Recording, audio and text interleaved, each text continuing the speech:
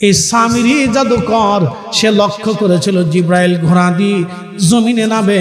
সে জমিনে নামার পরে ওই যে মাটিতে ঘোড়া পাড়া দিয়েছিল ওইখান থেকে মাটিগুলি সংগ্রহ করে নিয়ে এসে কাছে রেখে দিয়েছিল। সে বুঝেছিল এই মাটি একদিন কথা বলবে, সে তো জাদুকর। হযরত হারুন আলাইহিস সালাম বললেন, ভাই আমার, আমি বহু চেষ্টা করছি কিন্তু বুঝাইতে পারি নাই। আল্লাহর নবী মুসা সিজদায় পড়ে গেলেন, ইয়া রব, আমার কম জুলুম করে ফেললো, এত বড় শিরিক করে ফেললো আমি দুনিয়াতে থাকা অবস্থায়। আল্লাহ এখন কি করব আমি? আল্লাহ পাক বলেন, মুসা রে, তোমার উম্মতকে বলো যদি বনি ইসরাইল তওবা না করে তাহলে আমি আল্লাহ তাদেরকে পাথর নিক্ষেপ করে, গজব নিক্ষেপ করে আমি আল্লাহ তাদের ধ্বংস করে দেব। মুসা নবী বনি ইসরাইলকে ডাক দিয়ে বলেন, হে বনি ইসরাইল, তোমরা যদি তওবা না করো তাহলে সর্বনাশ হয়ে যাবে, আল্লাহ গজব নাজিল করবে, কি করবা চিন্তা করো। বনি ইসরাইল বলো, হুজুর ভুল হয়ে গেছে, আমরা তওবা করতে চাই। রব্বুল আলামিন জানাইলেন, মুসা, তারা যদি তওবা করতে চায় তাহলে শাস্তি নিয়ে তওবা করতে হবে। যত 70,000 মানুষ তারা ওই প্রতিমার সামনে সেজদা দিয়েছে, গোবাসুরকে খোদা মনে করেছে, তারা অবশ্যই একজন আরেকজনকে ছুরিকাঘাত করে হত্যা করবে, নিজেরা শাস্তিও নিবে, তওবাও করবে। আমি শুধু তওবা করলে মাফ করব না, তাদের শাস্তি নিতে হবে। 60 বছরের জীবনের 16 আনা জীবনের 15 আনা জীবন আমাদের হেলায় হেলায় চলে গেল। হে নাটোরবাসী, আমি ফরিদি সাহেব ইচ্ছা করলে এদিকে আসার সুযোগ আমাদের হয় না, কারণ আমাদের থেকে এখানে সার্ভিস দেওয়াটা বড় দূর হয়ে যায়। খুব মনোযোগ দিবেন, হয়তো আজকে আসছি আর কোনো দিন আসার সুযোগ আমার নাও হতে পারে। দুটি কথা শুনে যাবেন।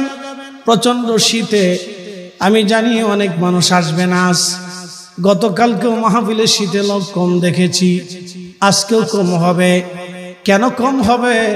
আল্লাহ কোরআনে বলে দিলেন, ওয়ালা নাবলুওয়ান্নাকুম বিশাইইম মিনাল খাউফি ওয়াল জু'i ওয়া নাকসিম মিনাল আমওয়ালি ওয়াল আনফুসি ওয়াস সামারাত।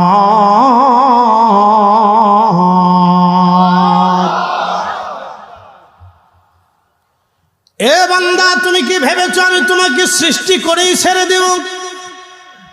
তোমাকে কি আমি পরীক্ষা করব না?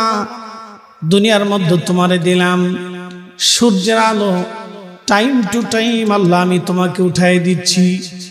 একটা দিনের জন্য সূর্যের আলো ওঠানোর জন্য তোমাদেরকে কোনোদিনও তোমাদেরকে সূর্যের সামনে সেজদা দিতে হয় নাই। আমাদের পৃথিবীতে যারা সূর্যের পূজা করে তারা ভাবে সূর্য আমাদের ভগবান, আমাদের দেবতা।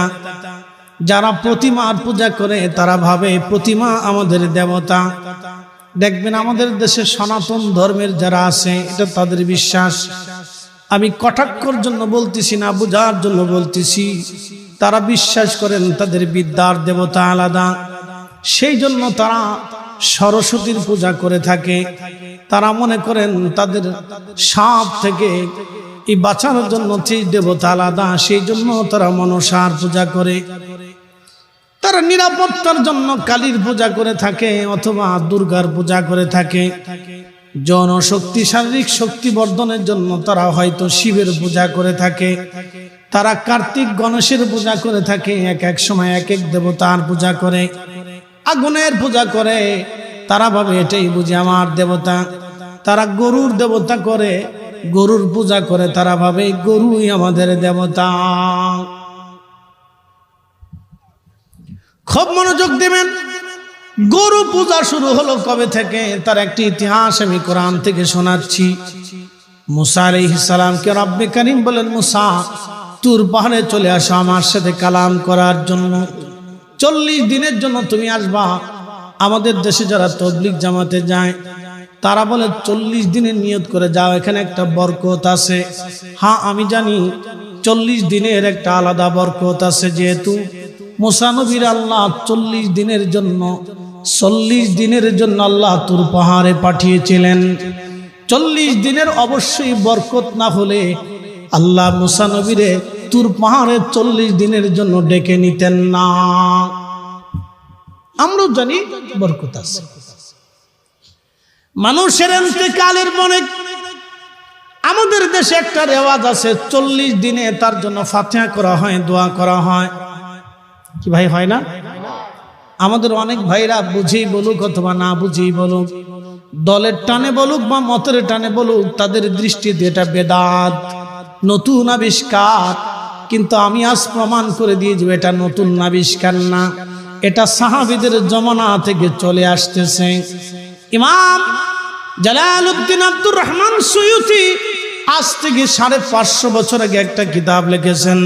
কিতাবের নাম আল হাবিদিল ফাতওয়া আল মুজাল্লাদুস সানি, দ্বিতীয় খণ্ডের মধ্যে তিনি একটা মাসালা, একটা রেসালা করেছেন, তুলু উসুরিয়া বিইজাহারি মা কানা খাফিয়া। যে কথাগুলো আমি বলছিলাম, মুসা আলাইহিস সালাম হযরত ইমাম সুয়ুতি লেখেন, ইমাম তাউস 70 জন সাহাবী থেকে দ্বীন শিখেছিলেন। তিনার একটা বর্ণনা এসেছে, তিনি বলেছেন আমাদের জমানাতে যখন মানুষ মারা যাইত তখন আমরা জানতাম যে 7 দিন এবং 40 দিন পর্যন্ত সে কবরের মধ্যে দোদুল্যমান থাকে, চিন্তিত থাকে, পেরেশানি থাকে, কষ্টের মধ্যে থাকে। এই 7 দিন এবং 40 দিনের দিন ইয়াস্তাহিবুনা আইয়ুতইমু তিলকাল আইয়াম।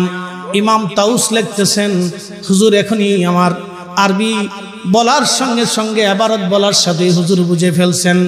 ইস্তাহিবুনা, ইমাম তাউস লিখতেছেন আমাদের কাছে মুস্তাহাব ছিল, মুস্তাহাব।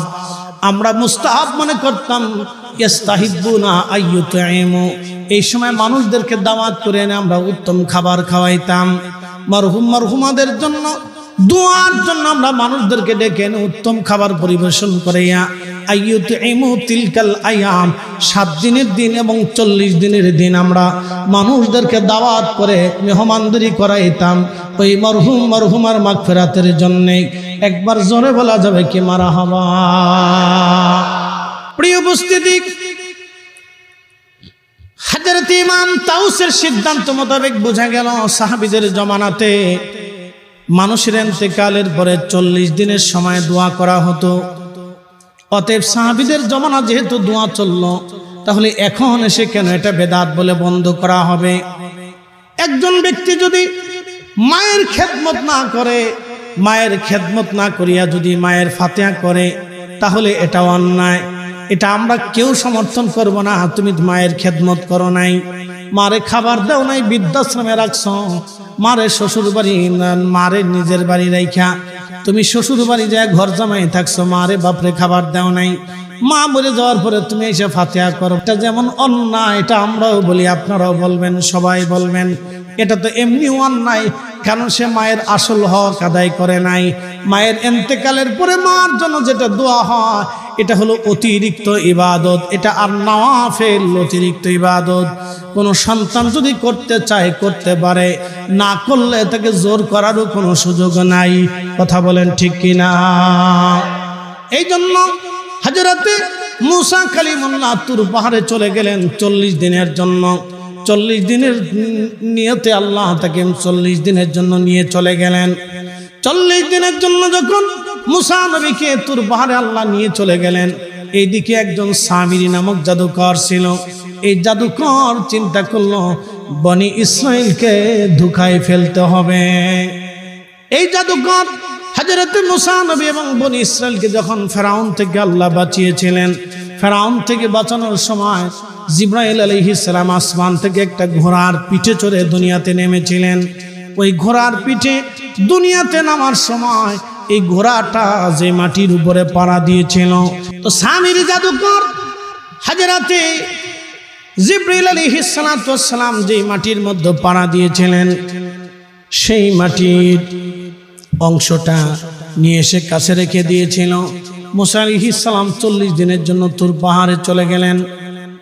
হযরত হারুন আলাইহিস সালামকে রেখে গেলেন, হারুন আমার কওমকে তুমি এই হেদায়েতের জন্য নসিহত করবা এবং তাদের দেখাশোনা করবা। কিন্তু সামিরি চিন্তা করলো সুযোগ একটা পেয়ে গেলাম, আজকে ছাড়া যাবে না। যেহেতু 40 দিনের জন্য মুসা চলে গেল, সে একটা স্বর্ণ দিয়ে গো বাছুর বানাইছে, গো বৎস। এই সামিরি জাদুকর সমস্ত বনি ইসরায়েলের মানুষদেরকে ডেকে এনে তিনি এই গো বৎসের সামনে আনলেন। আর সামিরি মুসা হযরত জিবরাইল আলাইহিস সালামের পায়ের নিচের যে মাটি ওই এই গোবৎসের সামনের গোবৎসের ভিতরে ঢুকাই দেওয়ার পরে এটা হাম্বা শুরু করলো। সামিরি ডাক দেখো, এ বনি ইসরাইল দেখছনি খোদা এখন এই গোবৎসের মধ্যে চলে আসছে, সবাই এবারও তোমরা এই খোদারে সেজদা দাও। তো সবাই এই গোবৎসের সামনে, এই মূর্তির সামনে সব মাথা নত করে সেজদায় পড়ে গেল। একজন দুইজন লোক সেজদা দেয় নাই, 70,000 মানুষ সেজদার মধ্যে পড়ে গেল। এই গোবৎস পূজা শুরু হয়ে গেল। সমস্ত 70,000 বনি ইসরায়েল গরুর সামনে মাথা নত করে সেজদার মধ্যে পড়ে গেলেন। মুসা আলাইহিস সালাম 40 দিন পরে এসে দেখলেন, হায় হায়, তার কম শিরিকের মধ্যে লিপ্ত হয়ে গেছে। এই কম আজ শিরিকের সামনে মাথা নত করেছে। এই জন্য একটা কথা মনে রাখবেন, মুসলমানের ঈমান হলো অমূল্য সম্পদ। ঈমান যদি না থাকে মুসলমানের আমলে কাজ হবে না। হযরতে মুসা নবী ফিরে এসে দেখলেন, হায় হায়, সর্বনাশ হয়ে গেছে, এই জাতি দেহি শিরিকের মধ্যে নিমজ্জিত হয়ে গেল। সবাই গরু পূজা শুরু করে দিয়েছে। ওই গরুর সামনে প্রত্যেক দিন ঘটা করে পূজা অর্চনা শুরু করে দিল। মুসা আলাইহিস সালাম তুর পাহাড় থেকে আসলেন। আসার পরে হারুনকে ডাক দিয়ে বলেন, হারুন, তোমাকে দিয়ে গেলাম এই জাতিকে হেদায়েতে রাখার জন্য, কিন্তু তোমার এই জাতি করলোটা কি? তারা গোবৎসের পূজা অর্চনা শুরু করে দিল। হযরতে হারুন বলল, আমি বহু চেষ্টা করেছি এই জাতিকে নিবৃত করার জন্য, কিন্তু এই জাতি গরুর সামনে মাথা নত করেছে। বন্ধু, খুব মনোযোগ দিবেন। আমাদের পৃথিবীতে একটা ধর্ম আছে, ধর্মের নাম মাজুসি ধর্ম। মাজুসি ধর্মের মূল কাজ হচ্ছে আগুনের পূজা করা। তারা আগুনের সামনে মাথা নত করে আগুনের পূজা করে। মাজুসিরা আগুনের পূজা করে। তারা মনে করে আগুন আমাদের খোদা, আগুন আমাদেরকে সবকিছু দেয়, আগুন আমাদেরকে সবকিছু দেয়। এখন আমি যদি আপনাদেরকে প্রশ্ন করি, জবাব দিবেন। আগুন কি একা একা জ্বলে, না জ্বলার জন্য কোনো নিয়ম কানুন আছে? রব্বুল আলামিন কুরআনুল কারীমের মধ্যে আমার আল্লাহ বলেন, ইন্নাল্লাযীনা কাফারু, যারা অবিশ্বাসী কি? আল্লাযীনা ইউমিনুনা বিল গায়ব, যারা গায়েবের উপরে বিশ্বাস করে তারা সফল কাম। যারা গায়েবের উপরে বিশ্বাস করে না তারা সফল কাম না। আল্লাহ দেখা যায় না কিন্তু আল্লাহ আছে। ফেরেশতা দেখা যায় না কিন্তু ফেরেশতা আছে। কবর কি হবে দেখা যায় না কিন্তু কবর সত্য। মুনকার নাকির আসবে দেখা যায় না কিন্তু সত্য। কিরামান কাতিবিন দেখা যায় না কিন্তু সত্য। আজরাইল দেখা যায় না, ফা ইন্নাহু মুলাকিকুম, আজরাইল আপনার সাথে মুলাকাত করবে। দেখা যায় না কিন্তু আসবে, সেটা সত্য। ফা ইন্নাহু মুলাকিকুম, হাবিব উম্মতকে বলে দেন এই মালাকুল মউত তার সাথে দেখা করবে, কথা বলবে। বন্ধু মনোযোগ দিবেন, এই মালাকুল মউত তার সাথে সাক্ষাৎ করবে, তাকে নিয়ে চলে যাবে। তার মানে মালাকুল মউতকে দেখা গেল না কিন্তু সত্য। রোগীর সামনে থেকে ডাক্তার নিয়ে গেল, ডাক্তারের সামনে থেকে রোগী নিয়ে গেল। হাজার হাজার গার্ডের মধ্য থেকে প্রেসিডেন্টকে নিয়ে চলে গেল। লক্ষ লক্ষ সৈন্যদের মাঝ থেকে সেনা প্রধানকে নিয়ে গেল। ঠেকাইতে পারল না, ঠেকাইতে পারল না, ঠেকাইতে পারল না। এ নাটোরবাসী, ফেরেশতা দেখা যায় না কিন্তু সত্য বিশ্বাস করতে হবে। আখিরাত আমাদের জীবনে আসবে কিন্তু দেখা যায় না, বিশ্বাস করে মেনে নিতে হবে। এটার নাম গায়েবের উপরে বিশ্বাস করা। আমাদের নবীর আগে বহু নবী এসেছিলেন, কিন্তু দেখা যায় নাই নবীরা আসছিলেন, বিশ্বাস করা লাগবে। নবীদের উপরে আসমানি কিতাব নাজিল হয়েছিল, আল্লাযীনা ইউমিনুনা বিমা উনজিলা ইলাইকা ওয়া মা উনজিলা মিন ক্বাবলিক। নবী গো, আপনার উপরে যে কোরআন নাজিল হয়েছে এই কোরআন উপরে বিশ্বাস করতে হবে। এখন প্রশ্ন করি, জবাব দিবেন। কাজী নজরুল বলল, আল্লাহতে পরিপূর্ণ ঈমান কোথা আসে মুসলমান? আল্লাহতে পরিপূর্ণ ঈমান কোথা আসে মুসলমান? যেই রব্বুল আলামিন মহাসমুদ্রের একটা নীল তিমিকে প্রত্যেক দিন 110 মণ খাবার খাওয়ায়, সেই রব্বুল আলামিন আমাদেরকে সুদ মুক্ত খাবার খাওয়াইতে পারে কি পারে না? সুদ খায় কারা? যারা সুদ খায় তারা আল্লাহতে বিশ্বাসী না। কথা ক্লিয়ার? যারা ঘুষ খায় তারা আল্লাহতে বিশ্বাসী না। যারা রাষ্ট্রের টাকা চুরি করে জনগণের হক মেরে দেয় তারা আল্লাহতে বিশ্বাসী না। কাজী নজরুল খুবই চমৎকার কথা লিখে গেছেন, আল্লাহতে পরিপূর্ণ ঈমান কোথা আসে মুসলমান? আল্লাহতে পরিপূর্ণ ঈমান কোথা আসে মুসলমান? হযরতে সাইয়্যিদুনা সালমান ফারসি রাদিয়াল্লাহু তাআলা আনহু, তিনি ইরাকের গভর্নর ছিলেন। তিনি ইন্তেকালের আগে ইরাকের গভর্নর প্রত্যেক মাসে তিনি 6000 দিরহাম বেতন পাইতেন। 6000 দিরহাম বেতন আসার পরে সকালবেলা সাইয়্যিদুনা হযরতে সালমান ফারসি রাদিয়াল্লাহু আনহু সব টাকাগুলি জমা করে গরিব মানুষ দাওয়াত করে সব টাকাগুলি বিলীন করে দিতেন, গরিব মানুষকে দান করে দিতেন। একটা সম্পদও নিজের কাছে রাখতেন না। উনি যখন ইন্তেকাল করবেন, মুমূর্ষ বড় অসুস্থতা বোধ লাগতেছিল। তখন ওনার বয়স হয়েছিল 250 বছর। একবার জোরে বলবেন কি মারহাবা? 250 বছর পর্যন্ত উনি হায়াত পেয়েছিলেন। খুবই দুর্বল, ক্ষীণ হয়ে গেলেন। এই দুর্বলতায় উনি শুয়ে অঝর দ্বারায় কাঁদতে লাগলেন। সাহাবীরা বলল, হুজুর আপনাকে রাসূল অনেক ভালোবাসতেন, আপনি নবীর বয়স্ক সাহাবী। ওগো সালমান ফারসি, কি জন্য আপনি এভাবে কাঁদেন আপনার বিদায়ের সময়? সালমান ফারসি জবাব দিলেন, সাহাবীরা রে, আমার মুহিব্বিনেরা, ইরাকবাসী শোনো, আমার নবী দুনিয়ার থেকে চলে যাওয়ার সময় পৃথিবীতে কোনো সম্পদ নবী রেখে যান নাই। নবীর কোনো সম্পদের ওয়ারিশ নাই, শুধু এলেমের ওয়ারিশ আমার নবী রেখে গেছেন। এলেমের ওয়ারিশ যারা আলেম হবে তারা আমার রসুলের এলেমের ওয়ারিশ।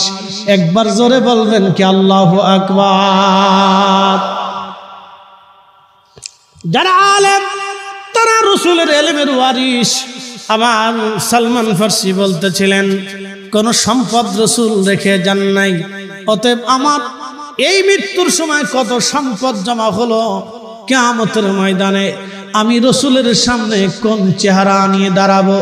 আমার রসুল যদি জিজ্ঞাসা করেন আমি সেই দিন কি জবাব দেব? একবার জোরে বলবেন কি আল্লাহু আকবার? তারাও শাসক গোষ্ঠী ছিল, আর আমাদের দেশের শাসক গোষ্ঠী একটু চিন্তা করে বুঝবেন। আমার দেশের ডিসি, এসপি, এমপি, এসপি এবং সরকারি কর্মকর্তা যারা আছে, তারা যদি প্রত্যেক মাসে জুমার মসজিদে এসে তার রাজস্বের অর্থের কোথায় কোন জায়গায় কেমনে খরচা করলো জনগণকে যদি বুঝায় দিত, তাহলে আমার দেশের সিটারি বাটপানি চুরি বাটপানি হতো না। ধরে বলেন ঠিক কিনা? চোখের পানি সেরে সেরে কাঁদার বলল, হে আমার সাথীরা, আমার একটা পাগড়ি জমা হলো, আমার একটা আবা, শরীরের জুব্বার উপরে আলেম ওলামারা যে আবা গায়ে দেয় দেখবেন, এই আবা মক্কা মদিনার হারামাইন শরীফাইনের ইমামরা পড়ে, এই আবা জমা হয়ে গেল, আমার একটা জুব্বা জমা হলো, আমার একটা লাঠি জমা হয়ে গেল, আমার একটা পানির পেয়ালা জমা হলো, আমার একটা আমার একটা প্লেট জমা হলো, কাঠের বাসন, কাঠের পেয়ালা, কাঠের লাঠি, মাথার একটা পাগড়ি, আর একটা আবার একটা জুব্বা, কত হাজার কোটি টাকার সম্পদ একটু চিন্তা করেন। মাত্র মামুলি বিষয়, সামান্য নিত্য প্রয়োজনীয়তার জিনিস বলে এইগুলি জমা হয়ে গেল। আমার রসুল দুনিয়ার থেকে যাওয়ার আগে সব দান করে দিয়ে গেলেন। এত কিছু জমা হলো, কিয়ামতের ময়দানে আমি রসুলের সামনে কি জবাব দেব বলো? সালমান ফারসি কাঁদতেছিলেন, সাহাবীরা ডাক দিয়ে বলতেছে আপনি কাঁদবেন না। সালমান ফারসি বললেন, দেখো আমার ইন্তেকালের পরে আমার পাগড়ি আবা জুব্বা দিয়ে কাফনের কাপড় বানানোর পরে যাহা থাকবে অতিরিক্তগুলি তোমরা আল্লাহ রাস্তায় দান করবা। আমার লাঠি, আমার কাঠের বাসন প্লেটগুলি আল্লাহর রাস্তায় দান করে দিবা। আমি দুনিয়াতে কোনো সম্পদ রেখে যে আল্লাহর আদালতে কাঠগড়ায় দাঁড়াইতে পারবো না। একবার জোরে বলা যাবে কি আল্লাহু আকবার? প্রিয় উপস্থিতি, মদিনাতুল মুনাওয়ারাতে 80 বছর ধরে একজন ইমাম, তিনি ইমাম মালিক ইবনে আনাস রাদিয়াল্লাহু আনহু, পৃথিবীর 4 মাযহাবের এক মাযহাবের ইমাম, ইমাম মালিক। বুঝতে পারতেছেন, মুস্তাহিদ তবকার প্রথম তবকার মুস্তাহিদ ছিলেন তিনি। পৃথিবীতে কোনো মা ইমাম মালিকের মতো আলেম জন্ম দিতে পারবে না। এখানে উলামায়ে কিরাম আছেন, মুফতি সাহেব হুজুর আছেন। পৃথিবীর কোনো মা ইমাম মাহদির আগে ইমাম মালিকের মতো কোনো আলেম আর জন্ম দিতে পারবে না। পৃথিবীর 4 আলেমের নাম মসজিদে নববীতে রাদিয়াল্লাহু তাআলা আনহু সহ লেখা। আমি নিজে এবছর লাইভ করে ভিডিও করে মানুষকে দেখাইছি। দেখো, যারা মাযহাব মানো না তোমরা শুনে নাও। তোমরা যতই লা মাযহাব করে চিল্লা ফাল্লা করো, কিন্তু মদিনার নবীর মসজিদে সাহাবায়ে কেরামের নামের পরে এই 4টা মাযহাবের ইমামের নাম সুন্দর করে লেখা এবং সাথে রাদিয়াল্লাহু তাআলা আনহু সহ লেখা আছে। একবার জোরে বলা যাবে কি মারহাবা? আমার এই ফেসবুক আইডিতে লাইভও আছে, এখনো আছে। এই উপস্থিতি মনোযোগ দিবেন, নাটোরবাসী ইমাম মালিক 80 বছর ধরে মদিনার সীমানার ভিতরে কখনো একটু থুতু নিক্ষেপ করেন নাই। আপনি ভালোবাসা কেমনে দেখেন, কেন বিরোধিতা করবেন? আমরা যখন ইয়া নবী সালাম আলাইকা বলে দাঁড়াই, বাবারে আমরা পৃথিবীর কোনো ক্ষমতার জন্য দাঁড়াই না, মানুষ দেখানোর জন্য দাঁড়াই না, টাকার লোভেও দাঁড়াই না, অর্থের জন্য দাঁড়াই না, দুনিয়ার ক্রেডিটের জন্য দাঁড়াই না। আমরা শুধুমাত্র রসুলের সম্মানের জন্য দাঁড়াই। আমি যেই কথা কোরআনের যে আয়াতে আমি সর্বপ্রথম তেলাওয়াত করেছিলাম, আমি সেই দিকেই ফিরে যাব। সময়ের স্বল্পতা, আমি বলেছিলাম আল্লাযীনা ইউমিনুনা বিল গায়ব, গায়েবের উপর ঈমান আনা লাগবে। আচ্ছা বলেন তো, হাসরের মাঠ কায়েম হবে, বিশ্বাস আছে না নাই? আমাদের দেশের সনাতনী যারা, তাদের বিশ্বাস হচ্ছে আবার আসিব ফিরে, ধানসিঁড়িটির তীরে, নবান্নে, এ বাংলায়, হয়তো শালিকের দেশে। তাদের বিশ্বাসে হচ্ছে আবার পৃথিবীতে সে কোনো পশু পাখি বা প্রাণীর অস্তিত্ব নিয়ে সে পৃথিবীতে আবার আসবে। কিন্তু আমাদের বিশ্বাসে পৃথিবীতে আর আসার কোনো সুযোগ, একসাথে বলেন কোনো সুযোগ, একসাথে বলেন কোনো সুযোগ। ওয়ালা ইউআখিরাল্লাহু নাফসান ইযা জাআ আজালুহা।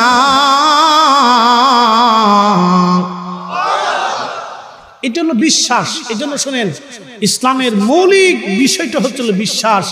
আপনার যদি আকীদা, বিশ্বাস ঠিক থাকে, তাহলে আমল যাহা করবেন সেটা মঞ্জুরিয়াত আসবে। আকীদা বিশ্বাস যদি ঠিক না থাকে তাহলে মুশকিল। এই জন্য আকাইদে আহলে সুন্নাত ওয়াল জামাআত, এটা 4 ইমামের আকীদা। ইমাম আবু হানিফা, ইমাম শাফিঈ, ইমাম মালিক, ইমাম হাম্বলি। শুনলে খুশি হবেন, ইশকে রাসূলের কারণে ইমাম মালিকের সাথে আমার রাসূল 100 বার স্বপ্নে কথা বলে গেছে। আচ্ছা বলেন, কোন বেদাতিকে নবী স্বপ্ন দেখা? কোন ভণ্ডকে নবী স্বপ্ন দেখা? নবী কোন ভণ্ডের সাথে সে কথা বলে না, কোন বেদাতির সাথে রাসূল এসে কথা বলতে পারে না। ইমাম মালিক তাজিমে রাসূলের বিষয়ে কত সতর্ক ছিলেন দেখেন। এই জন্য আপনি মিলাদ কিয়াম পছন্দ না হলে আপনি চুপ থাকেন, ভালো না লাগলে আপনার পড়ার দরকার নাই। কেউ এখানে জোর করে কাউরে পড়ায় না, কথা ঠিক আছে না ভাই? কেউ কাউরে জোর করে পড়ায় না। যদি পছন্দ না হয় না করলে আপনার ইচ্ছা। কিন্তু আমরা ইয়া নবী সালাম আলাইকা বলার পরে আমরা আর বসে থাকতে পারি না, আমাদের দাঁড়াইতেই হবে, কথা কন না কেন, ঠিক কিনা? আমরা শুধুমাত্র স্রেফ আল্লাহ রসুলের জন্য দাঁড়াই। কার জন্য? আল্লাহ রসুলের জন্য দাঁড়াই, অন্য কারো উদ্দেশ্য না। এখানে কোনো উদ্দেশ্য আর বাকি উদ্দেশ্য আমাদের থাকে না। তো প্রিয় উপস্থিতি, আমি কথা দীর্ঘায়িত করবো না। অতিথিবৃন্দরা আসছেন, তারা কথা বলবেন। আমার যেহেতু আর একটা প্রোগ্রাম আছে, আমার সেখানে চলেই যেতে হবে, অতএব আমারও থাকার আর সুযোগ নেই। তারপরেও শেষ দুটি কথা, আখিরাতে আল্লাহর কাছে ফিরে যাব। কার কাছে? একসাথে বলেন, জোরে বলতেন, কার কাছে? যদি আপনি বিশ্বাস করেন যে আল্লাহর কাছে ফিরে চলে যাব, অতএব পৃথিবীতে ন্যায় কাজ করুন। ন্যায়, জোরে বলেন কি? আরো জোরে বলেন কি? দুনিয়াতে যারা ন্যায় বিচার করে হযরত ওমরের সাথে তাদের হাসর নাসর হবে। দুনিয়াতে যারা অন্যায় কাজ করে কিয়ামতের ময়দানে ফেরাউন ও নমরুদের সাথে তাদের হাসর নাসর হবে। একটা কথা মনে রাখবেন, আর শেষ করে দিচ্ছি। রসুলের কাছে এক মহিলাকে ধরে আনা হলো। নবী বললেন, অপরাধ কি? বলে, হুজুর চুরি করছে। আল্লাহর নবী বললেন, আল্লাহর বিধানে তার হাত কেটে দাও। তো সাহাবে کرام এসে বললেন, ইয়া রাসূলুল্লাহ, ইয়া হাবিবাল্লাহ, সে সম্ভ্রান্ত পরিবারের নারী, হাত কাটা কি মঞ্জুর করা যায় না? রাসূল করিম জালালি হয়ে গেলেন, এই সাহাবে کرام, আল্লাহ পৃথিবীতে আমাকে ইনসাফ প্রতিষ্ঠিত করার জন্য পাঠিয়েছে। একসাথে বলুন আল্লাহু আকবার। আল্লাহ আমাকে ইনসাফ প্রতিষ্ঠিত করার জন্য পৃথিবীতে পাঠিয়েছে। আমার আগে যত নবী আসছিলেন, সব নবীর উম্মতরা শুধু ধ্বংস হয়েছে বেইনসাফি কাজ করার জন্য, অন্যায় বিচার করার জন্য, অন্যায় করার জন্য, প্রশ্রয় দেওয়ার জন্য, স্বজন প্রীতি করার জন্য। হ্যাঁ সাহাবীরা, আমার ফাতেমাও যদি চুরি করতাম, আমি রাসূল নিজে হাতে আমার ফাতেমার হাত কেটে দিতাম। একসাথে বলবেন আল্লাহু আকবার। ন্যায়, জোরে বলেন কি? আপনি ছেলে যদি অন্যায় করে, তো ছেলের পক্ষে না ন্যায়ের পক্ষে? ন্যায়ের পক্ষে হলে আর সালিশ দরবারের জন্য চেয়ারম্যান, মেম্বার, পুলিশ প্রশাসন, ওসি, ডিসি কিচ্ছু লাগবে না, আপনি নিজেই করতে পারেন। বাবা, এগুলি বুঝতে হবে। আমরা ওয়াজ শুনে চলে যাই, কিন্তু ওয়াজ বুঝি না। ওয়াজ বাড়ি পর্যন্ত নিবেন। একজন লোক যদি তার বোনের জমি বুঝাই না দেয়, যত বছর বুঝাবে না তত বছর সে হারাম খাবে। আর শুয়োরের গোশত আর ওই গরুর গোশতের মধ্যে কোনো তফাৎ নাই। একটা কথা মনে রাখবেন, আমি যাহা বলি ক্লিয়ার কাট বলি।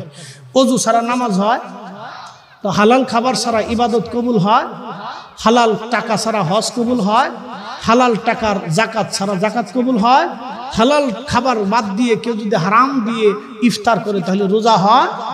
এটা যেমন হয় না, তো ঠিক হালাল খাদ্য ব্যতীত ইবাদত কবুল হয় না। এটা চূড়ান্ত সিদ্ধান্ত। এখন আপনি হালাল খাবেন না হারাম খাবেন, খেয়ে যান, কোনটা খাবেন? যদি হারাম খান তো অসুবিধা নেই। আদালতের এই অঞ্চলের ভিতর থেকে যাচাই বাছাই করে পছন্দ করে আল্লাহ ভালোবেসে তার বেহেশতের বাগানের মেহমান হিসেবে আল্লাহ কবুল করেছে। সেই জন্য আল্লাহর আসমানে আমরা একসাথে শুকরিয়া আদায় করে বলি আলহামদুলিল্লাহ। আরো শুকর গুজার করি সে আল্লাহর, যিনি আমাদেরকে অসংখ্য নবী আলাইহিস সালাম এর উম্মতের ভিড়ে আল্লাহ সর্বশ্রেষ্ঠ নবী, সর্বকালের সর্বশ্রেষ্ঠ মহামানব, অতুলনীয় এবং তুলনাহীন একজন শ্রেষ্ঠ মানব, যার জীবনে কোনো আইব নাই, ত্রুটি নাই, খাতা নাই, বিচ্যুতি নেই, একেবারে কলঙ্ক মুক্ত নিষ্পাপ আল্লাহ যাকে পৃথিবীর শ্রেষ্ঠ আদর্শনীয় করেছেন, যার জিন্দেগিকে ফলো করলে একজন মানুষ হাসতে হাসতে দুনিয়া আখিরাতে তারাক্কি করবে। একজন আর একজন একটু দূরে দূরে বসাই দেবে, থাক, কাছে কাছে না বসাই, ইশারা। ভারত পাকিস্তান পাশাপাশি দিয়ে যুদ্ধ করবো, খালি মাঝখানে একটা বসাই দেব। বাচ্চারা বসে গেছে আলহামদুলিল্লাহ। ওরা আসা মানে আমাদের জন্য সুসংবাদ। আগামীর দিন ওরা থাকবে, আমরা কবরে চলে যাব। কথা ঠিক আছে না ভাই? 40 বছর আগে আমার কোনো পরিচয় ছিল? আমার বয়স 40। 45 বছর আগে সৃষ্টিতে পৃথিবীতে আমার কোনো অস্তিত্ব ছিল। আবার ঠিক 45 বছর পরে আমি পৃথিবী থেকে একবারে নিশ্চিহ্ন হয়ে যেতে পারি। এই দত্তপাড়ায় 100 বছর বয়সী কোনো ব্যক্তি আছে? কাছাকাছি আছে। অর্থাৎ শতবর্ষী এই ধরেন এই দত্তপাড়ায় 50,000 মানুষের ভিতরে হয়তো একজন থাকতে পারে। তো এত মানুষের ভিতরে মাত্র একজন মানুষ শতবর্ষী বেশি আছে, তার অর্থ হচ্ছে 100 বছর বয়সী যারা ছিল আজকে সব মাটির নিচে চলে গেছে।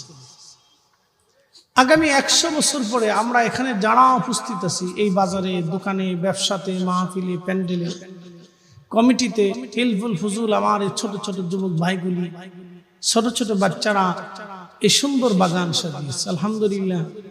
আমি আমাদের সিলেট, চট্টগ্রাম এই লেনগুলিতে দেখি ছোট ছোট বাচ্চারা মাহফিল সাজায়, যুবকরা মাহফিল সাজায়। ক্লাস 8 পড়ে, 9 পড়ে, 10 পড়ে, অথবা প্রবাসে কাজ করে, শ্রমিক, দিনমজুর, সিএনজিওয়ালা, রিক্সাওয়ালা।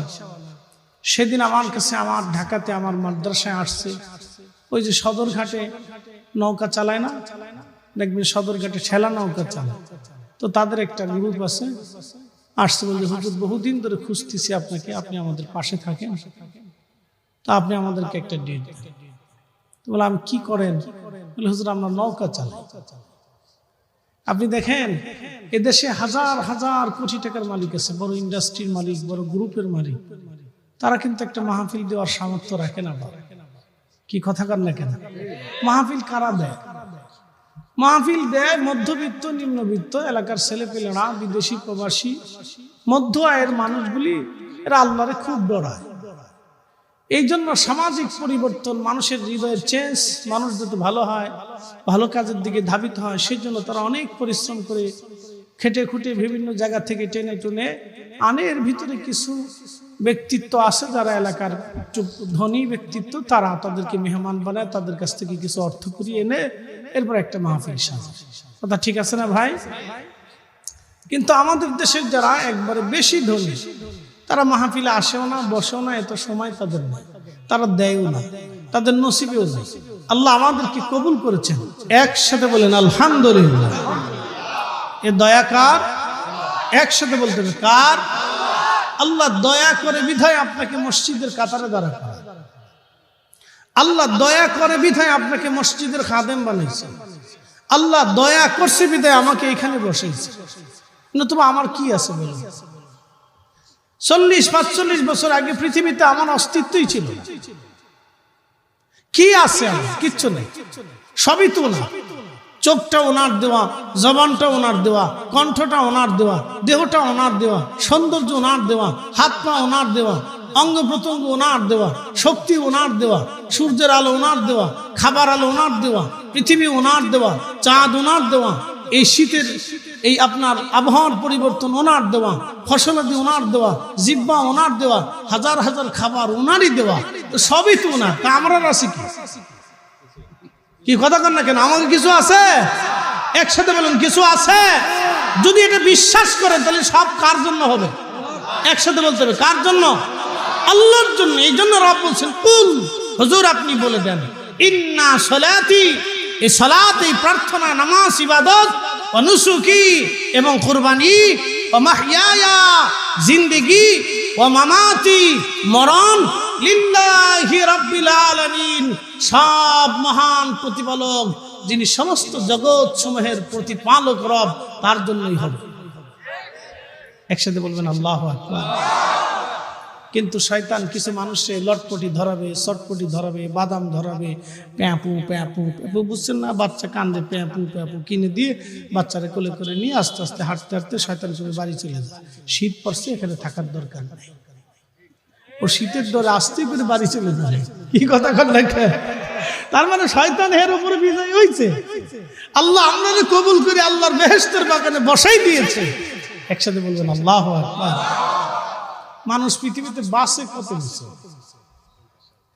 আমাদের বর্তমান বাংলাদেশে গড় আয়ু হচ্ছে মানে 60-65 এরকম। তো জাপানে মনে হয় একটু বেশি, 70-75 বা 80 এরকম হবে। বাংলাদেশে 60-65, তাও 40 বছর পরের থেকে মানুষের রোগে ধরে, নানান রোগে ধরে। এই যেখানে যে হুজুর বসে আছেন দেখেন, এই আমাদের বয়সে ওরা খুব তেজদীপ্ত ছিল, এখন বয়সের তাড়নায় দুর্বল হয়ে গেছে। কথা ঠিক আছে না ভাই? যত মুরব্বীরা আছে কিন্তু আমাদের বয়সে তারা তেজদীপ্ত ছিল, কিন্তু বয়সের তাড়না এখন দুর্বল হয়ে গেছে। তো খুব মনোযোগ দেন। তো 60-65 বছর গড় আয়ু আমাদের দেশে, তো কতদিন বাঁচে? তো এই 60 বছরই ধরলাম। তো 60 বছরের মানুষ 24 ঘন্টায় 8 ঘন্টা বিশ্রাম করে ঘুমায়। মানুষের ঘুমের লিমিট কিন্তু 8 ঘন্টা। 8 ঘন্টা করে ঘুমাইলে সে পারফেক্ট থাকে, সুস্থ থাকে। তা 8 ঘন্টা সে ঘুমায়, বাকি 16 ঘন্টা। তার মানে 60 বছরের 20 বছর ঘুমে চলে গেল, বাকি 20 বছর হেলায় হেলায় চলে যায়। কি কথা ঠিক আছে না? বাকি 20 বছর সাংসারিক ঝামেলায়, চাকরি বাকরি, পড়াশোনা, ব্যবসা বাণিজ্য ইত্যাদি, এটা সেটা চলে গেল।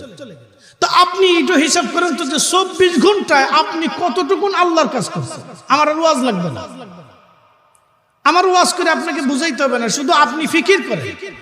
ইয়াতাফাক্কারুনা ফি খালকিস সামাওয়াতি ওয়াল আরদ। কোরআন বলতেছে তুমি ফিকির করো, চিন্তা করো, तमाम সৃষ্টি নিয়ে তুমি ভাবো। একসাথে বলবেন আল্লাহু আকবার। কে ভাবতে বলছে? আল্লাহ বলছেন তুমি ভাবো। নাস্তিকরা বলে যে আল্লাহ নাই, যারা দেখা যায় না তাকে মানি না। তো নাস্তিকরা বলবেন নাস্তিক, আয়না ছাড়া তুমি তোমার চেহারাটা আগে দেখো। কি কথা কন না কেন? তোমার আল্লাহ দেখা লাগবে না, তুমি আগে তোমার নিজের চেহারা আয়না ছাড়াই দেখে দেখো। তো আয়না ছাড়া তোমার চেহারাটা তুমি আগে দেখো, তুই বোঝা যাবে তুমি আল্লাহ কেমনে দেখো। তুমি আল্লাহ দেখতে চাও, তোমার নিজের চেহারাই তুমি দেখো না। তোমার ভিতরে যে আছে তাকেই তুমি 60 বছর দেখো নাই তোমার এই চোখ দিয়ে। তোমার আমার এই আল্লাহর দেওয়া এই চোখটা দিয়ে আমার ভিতরে যে আছে 60 বছর তারই তো দেখলাম না। তাকে যে নিয়ে গেল, আমার চোখের সামনে কতজনকে নিবে, আপনার চোখের সামনে কতজন চলে যাবে, কিন্তু দেখা হবে না। যে নিল তাকেও দেখলেন না, যাকে নিল তাকেও দেখলেন না, যার হুকুমে নিল তারও দেখলেন না, যে জগতে নিল সেই জগতও দেখলেন না। তো যাকে নিছে সেও সত্য, যে নিছে সেও সত্য, যার হুকুমে নিছে সেও সত্য, যেই জগতে নিছে বারজাখের জগৎ সেই জগৎও সত্য। আপনাকে এগুলি ফিকির করতে হবে, চিন্তা করতে হবে, যেটা সত্য। আপনাদের নাটোরে জেলেরা মাছ মারে না? ঠান্ডা কি বেশি লাগতেছে? ঠান্ডা এমনি পড়তেছে, লাগলেও বলবেন না, কারণ আপনারা যারা বইছেন তারা পাক্কা সাতসা একবারে অরিজিনাল, আর যারা 4-5 দিয়ে ঘুরে লটপটি চটপটি কিনতেছে ওটা 2 নম্বর আমরা ভালো করেই জানি। কথা ঠিক আছে না ভাই? এটা 2 নম্বর মাল। ওর শয়তান ওরে খালি ঘোরাচ্ছে, লটপটি কিনে বাড়ি চলে যায়। এত ঠান্ডার ভিতর তোর বসার দরকার নেই।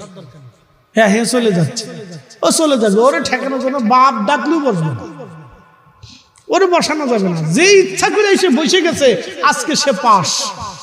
একসাথে বলবেন আল্লাহু আকবার। পাস আমি পাস করিনি, আল্লাহ নিজে পাস করছেন। ওয়ালা নাবলুওয়ান্নাকুম বিশাইইন মিনাল খাউফ। এখানে হুজুর বসা আছেন, ভয় দিয়ে আমি আল্লাহ বান্দারে পরীক্ষা করব।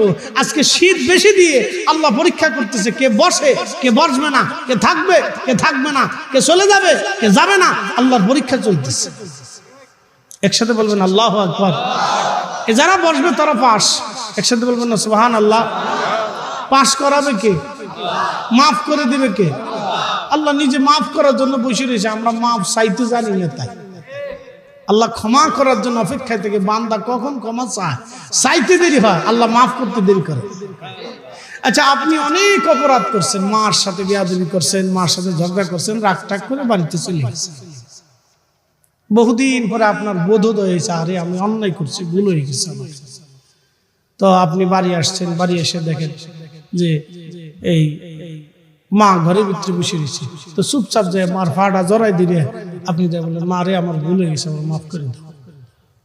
চোখের পানি যদি সন্তান ছেড়ে দেয়, পৃথিবীর যত শক্ত হৃদয়ের মা হোক, সন্তানকে ক্ষমা না করে পারেই না। কথা ঠিক আছে না? কেন মা পারে না? কেন? মার এই আদর করিয়া যত্ন করিয়া পায়খানা পেশাব সাফ করিয়া পরিষ্কার করিয়া গোসল করিয়া তেল মাখাইয়া এটা আস্তে আস্তে আস্তে আস্তে তিলে তিলে রান্না করে, আপনি জানেন একটা মা কতটা বছর আপনার পিছনে রান্না করছে, কত বছর আপনার কাপড় ধুয়ে দিছে, কত বছর পায়খানা পেশাব সাফ করছে, কত বছর বিছনা ঠিক করে দিছে, আপনার মা কত বছর খেদমত করছে। আর আপনি ভাবছেন মারে একটু ডাক্তার দেখে ওষুধ কিনে এনে মারে একটু খাবার টাবার দিব, যে হক আদায় করে ফেলছেন না। ওয়াসাল কারণীর মতো মার ওইভাবে সেবা করবেন, পায়খানা পেশাব সাফ করবেন, কাপড় চুপড় ধুয়ে দিবেন, রান্না বান্না করে মারে খাওয়াই দিবেন, তেল মালিশ করে দিবেন, মার চুল আশ্রয় দিবেন। সন্তান যেমন মা যেমন সন্তানকে লালন পালন করে, আপনি ওইভাবে যদি করতে পারেন তাহলে বুঝবেন যে কিছুটা হলো হক আদায় হয়েছে। কি কথা কন না কেন? কিছুটা হয়েছে, কিছুটা 100% না, কিছুটা। আমাদের দেশে ছেলেরা মনে করে যে দুই একটা ওষুধ টষুধ কিনে দিচ্ছে বুঝে হক আদায় হয়ে গেছে। না না না ছাতা, এ হক আদায় হচ্ছে না, কিচ্ছু হয়েছে না, কিচ্ছু হয় না। এই জন্য বুঝতে হবে। প্রিয় নাটোরবাসী খুব মনোযোগ দিবেন।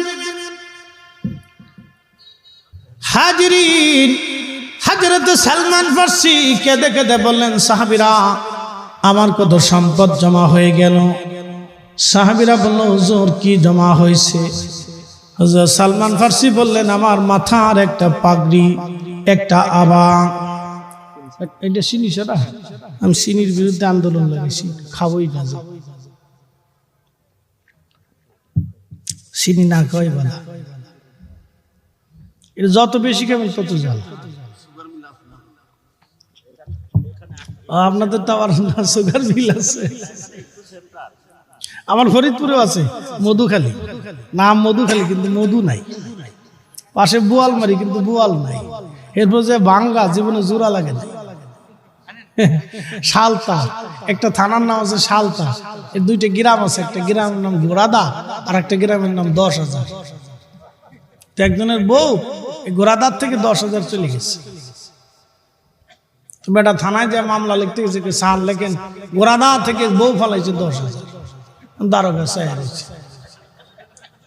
বুঝতে কস না, না বুঝতে কস কি কস? স্যার লেখেন গোড়াদা থেকে বউ ফলাইছে 10,000। আমার কি কস? স্যার বউ তো আমারটা গেছে, আপনারটা তোর গেছে। আপনি লেখেন গোড়াদার থেকে বউ ফলাইছে 10,000। হ্যাঁ, এক গ্রাম থেকে 10,000 বউ চলে গেল, কেউ দেখলো না। কেন গ্রামের নাম 10,000, তোকে তা তো কবি যে গ্রাম 10,000।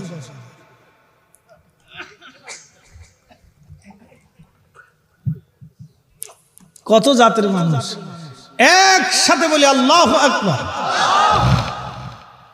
সালমান ফার্সি রাদিয়াল্লাহু আনহু কি জমা হয়েছে দেখেন, একটা পাগড়ি কয় কোটি টাকা দাম? জোরে বলেন। রূপপুরের বালিশের দাম কত ছিল?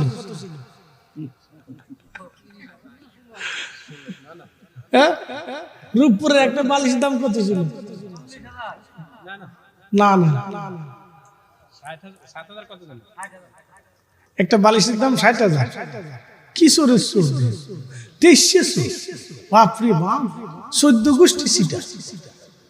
একটা বালিশের দাম 60,000, একটা আতুরির দাম বলে 12 লাখ টাকা। হাই হাই,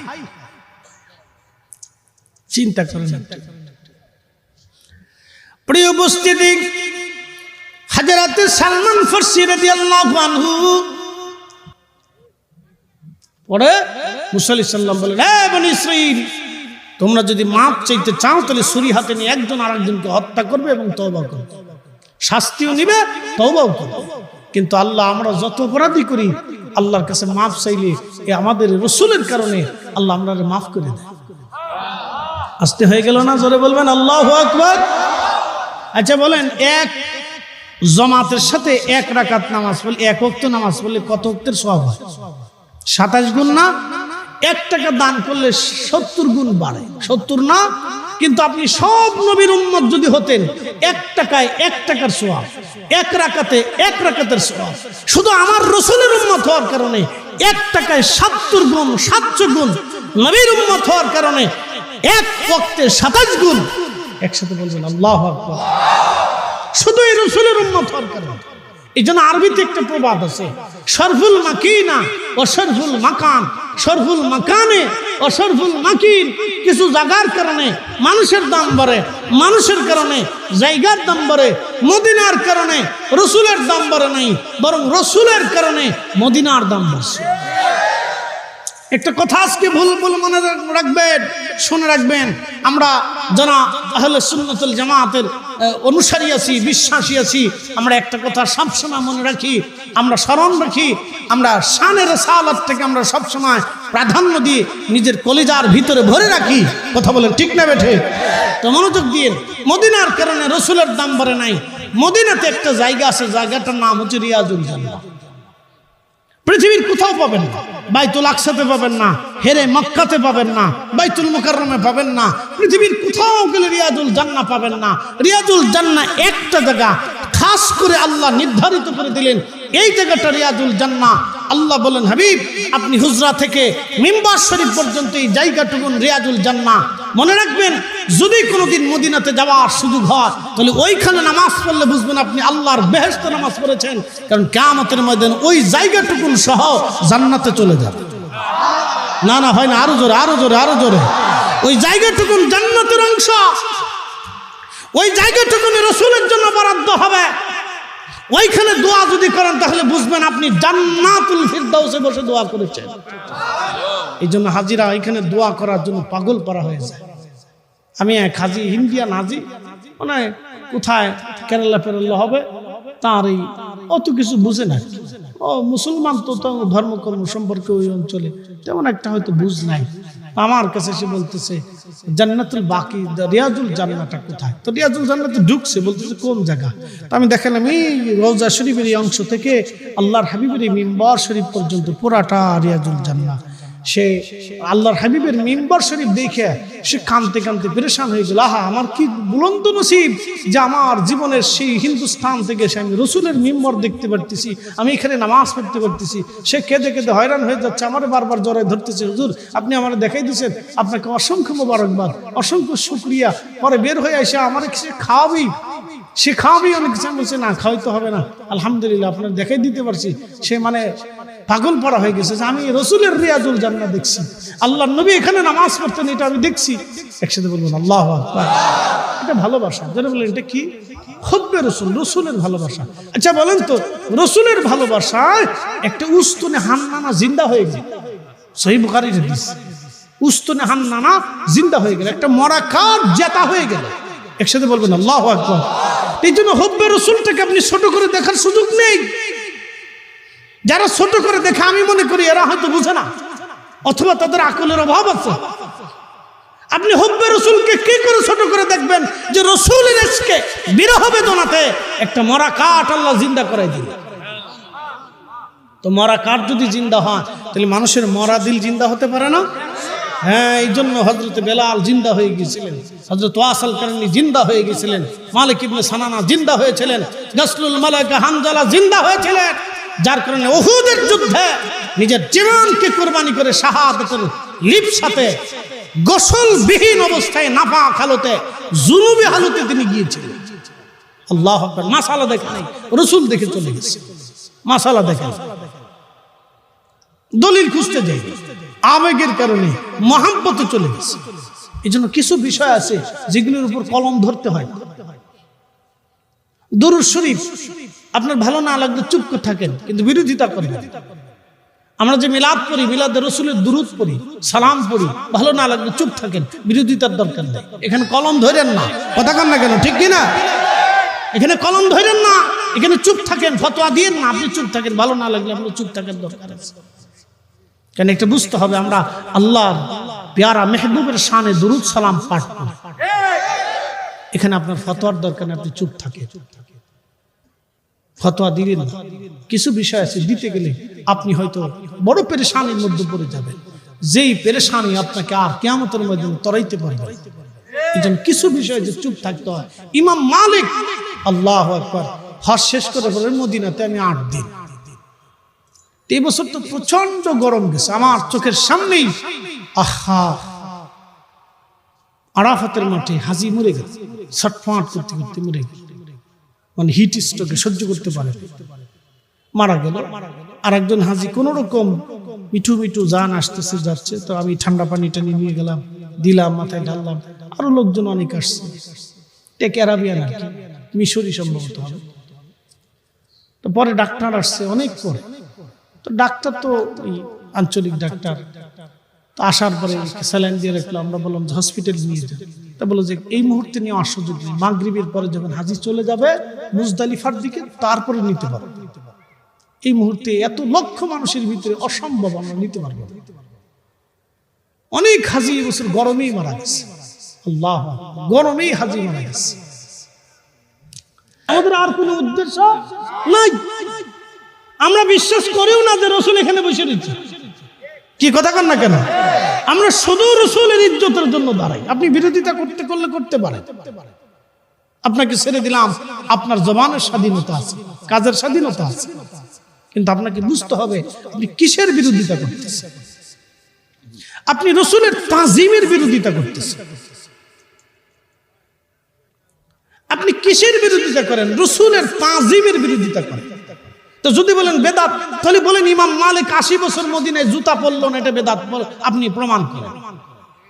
যদি বলেন বেদাত, তাহলে ইমাম মালিক 80 বছর মদিনার সীমানার ভিতরে থুতু ফেলে দেয়। 80 বছর একটা সেকেন্ডের জন্য জুতা পরে নাই। আমরা 8 দিন জুতা ছাড়া থাকতে পারি না, 1 মিনিটও চলতে পারি না।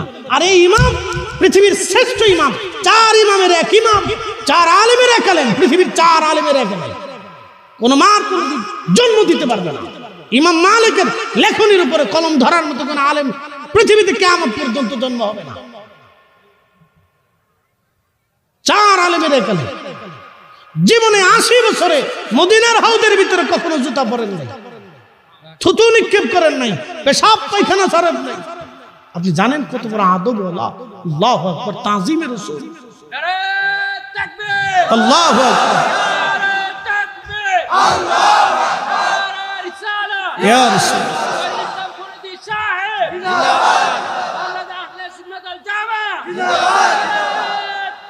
আল্লাহু আকবার। আপনি পছন্দ না হলে করার দরকার নাই, কিন্তু বিরোধিতার দরকার নেই ভাই, কথা ঠিক আছে না?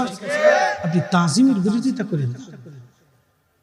80 বছর জিজ্ঞেস করা হলো ইমাম মালিক কোন দলিলে, উনি কোরআনের কোন দলিল দেন, হাদিসেরও দলিল দেন নাই, উসুল সাবমিট করেন, কোন উসুল দেন। উনরা তো উসুল পুরো নেতা, আল্লাহু আকবার। শরীয়তের উসুল বুঝতে পারতেছেন? আমি কোরআন থেকে কিভাবে দলিল আনবো, হাদিস থেকে কিভাবে দলিল আনবো, সেই উসুল উনরা লেখছেন, আল্লাহু আকবার, জোরে বলেন। উনরা উসুল লেখছেন, সে উসুল প্রণেতা। তিনি পর্যন্ত কোনো উসুল দেন নাই, একটা উসুল দিচ্ছেন, এ আল্লাহর বান্দারা, যেই মাটির ভিতরে রসুল ঘুমা, সেই মাটির উপরে আমি কি করে জুতা পরবো? যেই মাটির নিচে রসুল ঘুমা, সেই মাটির ভিতরে আমি পায়খানা পেশাব কেমনে করব? যেই মাটির ভিতরে রসুল ঘুমা, আমার এই থুতু সেই মাটির উপরে কেমনে ফেলাবো? একসাথে বলবেন আল্লাহু আকবার।